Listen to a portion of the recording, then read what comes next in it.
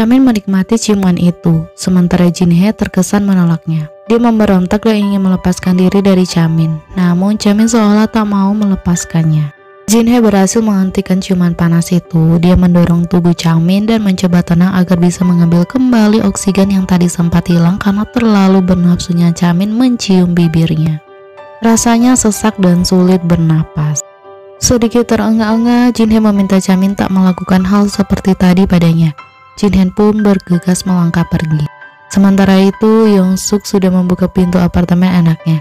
Dia terkejut begitu mendapati satu wajah yang begitu dibencinya.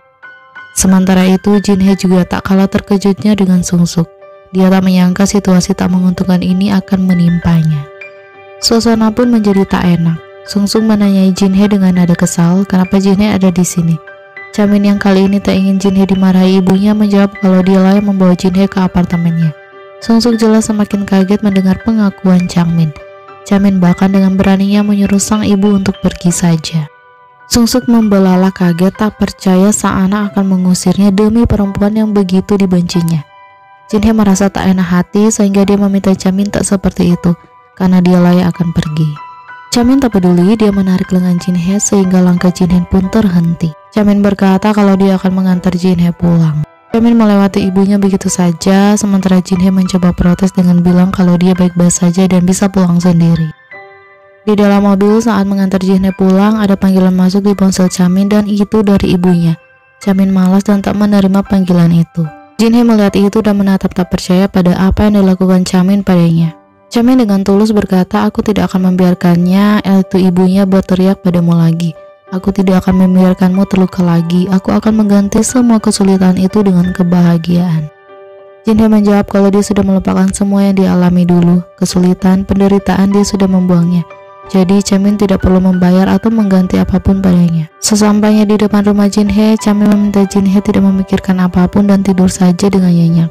Jangan mencoba bersikap baik padaku. Jangan juga berpikir untuk memulai kembali ini walau itu dengan pelan-pelan. Memulai lagi, jangan pernah memikirkannya, ucap Jinhae. Di matanya, Jinhae masih sama seperti dulu, tapi mungkin dialah yang bodoh sehingga dulu menyanyiakan Jinhae. Jinhae masuk dengan mengendap-endap ke dalam rumahnya sendiri, dia hanya tidak ingin ketahuan ibunya. Mereka sama-sama terkejut dan ibu bertanya kenapa Jinhae pulang telat. Jinhae menjawab ada sesuatu yang terjadi tadi. Ibu merasa senang karena akhirnya Jinhae berhubungan dengan pria. Ibu dengan penuh rasa sayang memberitahu Jinhae kalau dia akan bahagia jika Jinhae bisa bertemu lelaki baik dan memulai hidup bersama yang indah. Jinhae tak bisa menjawab, dia tak ingin menjanjikan apapun pada ibunya. Sungsuk tak bisa tinggal diam, dia menunggu sampai Chamin pulang dan mulai mencecar Chamin dengan bermacam pertanyaan seputar hubungan apa yang dimiliki Chamin dengan Jinhae. Chamin kesal, Chamin menyuruh ibunya pulang saja. Sungsuk masih tak bisa menerima, dia berteriak kesal pada Chamin kalau dia juga sama menderitanya seperti Jinhae. Chamin tak tahan dan membalas teriakan ibunya dengan berkata, mulai sekarang tolong belajar menerima wanita yang dicintai anakmu. Jinhae sudah selesai mandi dan sedang menyeruput minuman hangatnya. Pikirannya kembali pada saat dimana dia menolak Chamin tadi. Lalu kenangan itu bercampur dengan masa lalu mereka, masa lalu yang menyakitkan untuknya. Kehidupan setelah perceraian adalah masa terburuk untuk Jinhae. Semangat hidup bahkan tak dimilikinya. Hidupnya hampa dan terasa kosong. Dia masih meneteskan air matanya, tanda bahwa rasa sakit dulu belum sepenuhnya hilang. Bohong jika dia berkata semua hanyalah masa lalu. Berbeda dengan Chamin, dia mengingat kejadian sehari kemarin dengan wajah penuh senyum. Pagi ini, Jinhae terlihat tak bersemangat saat pamit kerja pada ibunya. Guangso datang dengan membawa mobil, dia pun menawarkan akan mengantar Jinhae. Jinhae tak bisa menolak karena semua memaksanya. Di perjalanan ke rumah sakit, Jinhae berterima kasih kepada Guangso. Guangso awalnya mengira kalau Jinhae berterima kasih karena dia mengantarkan Jinhae pagi ini, tapi ternyata bukan karena itu. Jinhae berterima kasih karena Guangso mau mendukung hobi Jin-ai dan hidup di samping Jin-ai. UGD disibukkan karena pasien yang tertimpa atap kontainer sehingga bagian kepala terluka. Tapi ada riwayat kalau pasien juga mengidap infeksi Jacob. Infeksi Jacob adalah infeksi yang ditakuti seluruh dokter. Jika mereka melakukan kontak fisik dengan penderita dan ikut terinfeksi, maka akibatnya bisa fatal. Bisa mengalami kematian. Sesampainya di ruang perawatan, Yonggu dan Sang-hook terkejut melihat Jinhae melakukan kontak fisik dengan korban. Chamin tentu ingin menyelamatkan Jinhae, tapi Yonggu dan Sang-hook langsung menahan kedua lengan Chamin. Namun tak ada yang bisa menghalangi Chamin. Chamin akhirnya membantu Jin Hye, tapi entah mengapa Jin Hye melepas pegangannya pada kepala itu karena mengira tak akan ada apa-apa, sehingga darah muncrat langsung ke wajah Jin Hye. Dia langsung mensterilkan sarung tangannya lalu mengguyur wajah Jin Hye dengan alkohol agar wajah Jin Hye steril dan tak terinfeksi. Chamin menyuruh Jin Hye keluar, tapi Jin Hye tidak mau, mana bisa dia meninggalkan pasien. Chamin benar-benar khawatir, dia tak ingin Jin Hye terinfeksi penyakit ini dan harus meninggal. Dr. Go datang dan melihat Yonggu serta Sang Hyuk hanya di luar sehingga dia bertanya sedang apa Yonggu dan Sang Hyuk. Yonggu dan Sang Hyuk menjelaskan kalau pasien di dalam memiliki infeksi Jacob. Dia langsung memarahi Yonggu dan Sang Hyuk. Apa pantas kalian menyebut diri kalian seorang dokter? Saat sedang sibuk bekerja, Dr. Go menyuruh Chamin melepaskan tangannya pada kepala pasien untuk segera disemprot cairan agar pendarahan berhenti. Tapi ternyata darah kembali muncul dan kali ini mengenai wajah Chamin pada bagian yang tidak tertutup masker. Yonggu dan Sang Hyuk yang menunggu di luar jadi kaget, begitu juga Jin Hye. Dr. Go mengambil kain dan membasuhnya dengan alkohol lalu membersihkan wajah Chamin yang terkena darah pasien. Pasien yang sementara ini diduga terkena infeksi Jacob. Tiba-tiba datanglah Dr. Jang Dae yang tergesa-gesa memasuki ruang di mana Dr. Go berada. Ternyata hasil tes untuk infeksi Jacob yang diderita pasien adalah negatif. Chamin dan Jin Hye lega mendengarnya. Sim Ji Hye membawakan minuman untuk Chunso. Dia berkata bagaimana bisa Chunso tidak takut dengan pasien yang diduga terinfeksi Jacob tadi. Seperti aktor yang mati di lokasi syuting atau tentara yang mati di medan perang, dokter pun juga bisa seperti itu, mati ketika sedang menyembuhkan pasiennya. Oh Chamin yang sudah selesai mandi kembali ke ruangan untuk residen dan ternyata di sana ada Arum. Chamin cek saja dan langsung duduk di kursinya, sementara Arum yang awalnya sedang mendengarkan musik langsung melepas earphone-nya lalu mengajak Chamin bicara. Arum menanyakan tentang acara makan malam waktu itu, lalu Chamin pun mengakui pada Arum bahwa dia sudah pernah menikah. Tapi Arum malah tersenyum. Arum tidak mempermasalahkan tentang masa lalu Chamin yang sudah pernah menikah. Menurutnya, mempermasalahkan tentang satu seseorang, apakah duda atau janda adalah hal yang salah. Jin Hye kaget begitu mendengar Suster Heo mengabarkan kalau Chef mendapat luka bakar di tangan dan tidak bisa menggunakan tangan itu untuk bekerja. Jin Hye kaget karena yang dia temui bukan Dr. Gok melainkan seorang koki. Dia dengar Dr. Go sakit dan tangannya tak bisa digunakan sementara waktu untuk bekerja. Suster Heo langsung menjelaskan kalau yang sakit bukan Chief tapi Chef alias Koki. Semua yang ada di sana jadi tersenyum geli melihat kekonyolan Jin Hye.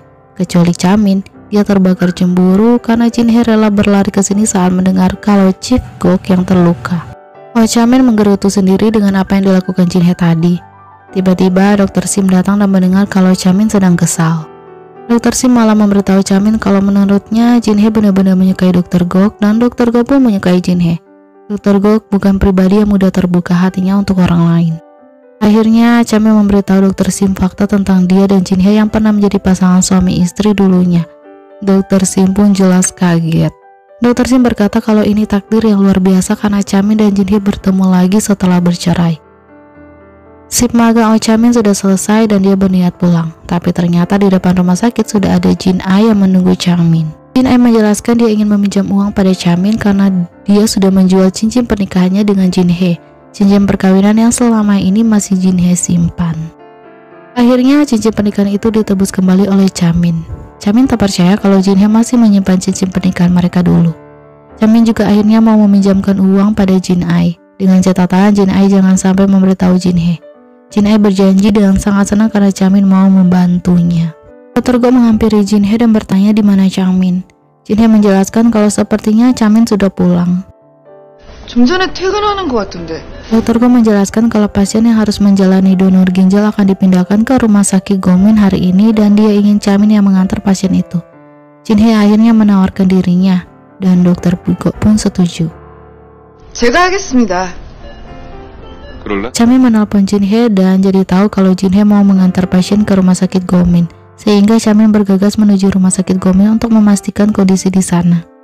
Tak meminta Chamin untuk menandatangani dokumen-dokumen dulu sebelum pasien tiba. Saat Chamin akan menandatanginya, dia sempat melihat daftar nama pasien yang dirawat di ICU. Dan Chamin jadi terkejut begitu membaca sebuah nama yang sangat dikenalnya. Nama itu adalah Oh Tae-suk yang artinya adalah ayah Changmin. Jin Hye sudah sampai dengan selamat ke rumah sakit Gokmin dan berhasil mengantarkan pasien. Dia mencoba memberitahu mantan istri pasien agar tak terlalu khawatir karena setelah operasi berhasil dilakukan maka pasien akan segera pulih kembali. Mantan istri pasien langsung berterima kasih pada apa yang sudah dilakukan Jin Hye dan Chang Min padanya. Chang Min kemudian mengajak Jin Hye untuk pulang, dia akan mengantar Jin Hye. Jin Hye menolak dan bilang kalau dia akan naik taksi saja. Chang Min tak langsung pulang ke apartemennya malam ini, dia pergi ke tempat di mana dulu menjadi tempat penuh kenangan akan dia dan Jin Hye. Di tempat ini ada banyak gembok cinta dari pasangan-pasangan yang pernah datang, dan gembok cinta itu masih ada sampai sekarang, termasuk gembok cinta miliknya Jin Hye yang juga masih terkunci di sana.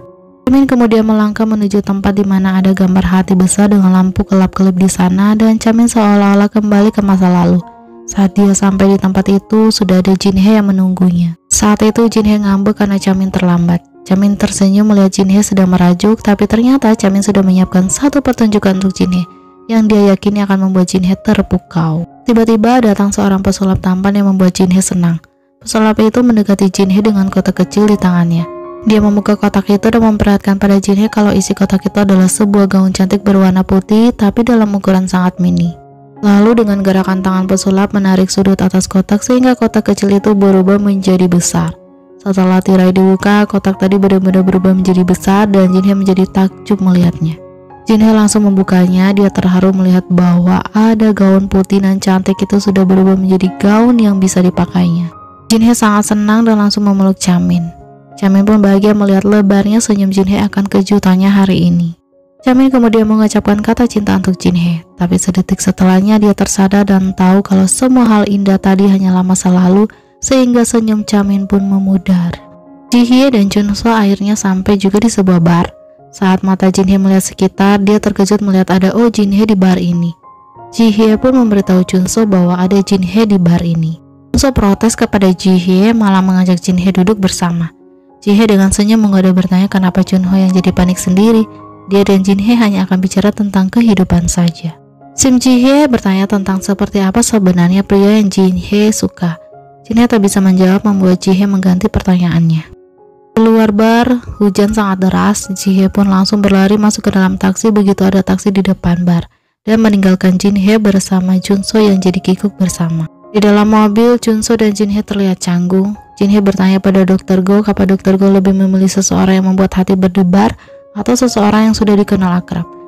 Dia lebih memilih seseorang yang membuat jantungnya berdebar, bukan seseorang yang dekat dengannya.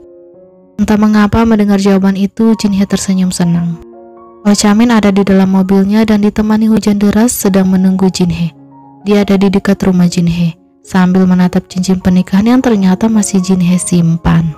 Kemudian terlihat sebuah mobil lewat dan berhenti di depan rumah Jin Hye. Dia mengamati dengan jelas, ternyata di dalam mobil adalah Jin Hye dan Dr. Go. Kemudian Dr. Go duluan keluar, lalu dengan jaketnya dia mencoba menemani Jin Hye menerobos hujan bersama. Chamin jelas terpana melihat adegan di depannya.